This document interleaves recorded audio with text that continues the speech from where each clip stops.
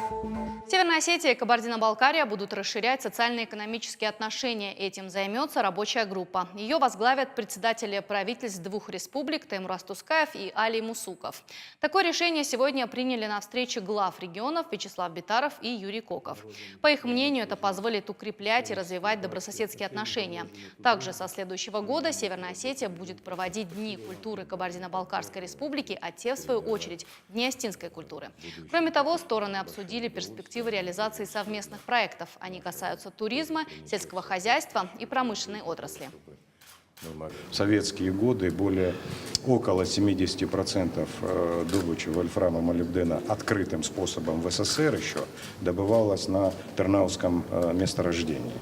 И сегодня, спустя, в общем-то, 30 лет, сегодня принято решение возродить это предприятие, а это означает, что как раз вот эта отрасль промышленности, я уже не говорю о вопросах, связанных с обороноспособностью нашего государства, очень перспективные проекты. И сегодня если мы вместе будем идти вот в этом направлении, имея в виду прежде всего создание дополнительных рабочих мест, что очень актуально для наших регионов, я думаю, это будет очень хороший результат.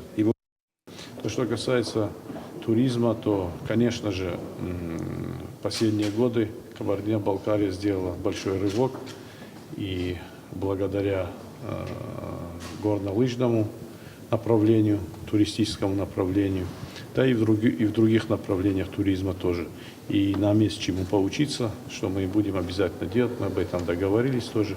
И, как сказал Александр, те туристические потоки, которые сегодня направляются в Кабардино-Балкарию, в Северную Осетию, конечно, нам надо сделать так, чтобы они дополняли друг друга. То есть, как и было в советские времена, маршруты, которые объединяли Кабардино-Балкарию, Северную Осетию. Также Юрий Коков посетил Национальный музей республики. Его открыли в прошлом году после продолжительной реконструкции. Сейчас Национальный музей полностью обновлен. Юрию Кокову показали шедевры аланской культуры, материалы археологических раскопок и работы художников, которые посвящены аланской истории. После этого главы пешком прошли по проспекту Мира. Они посетили Североостинский институт гуманитарных и социальных исследований. Юрию Кокову показали фонд редкой книги. Он насчитывает 45 тысяч изданий. Также сотрудники представили архив с материалами, связанными с историей Кабардино-Балкарии и Северной Осетии.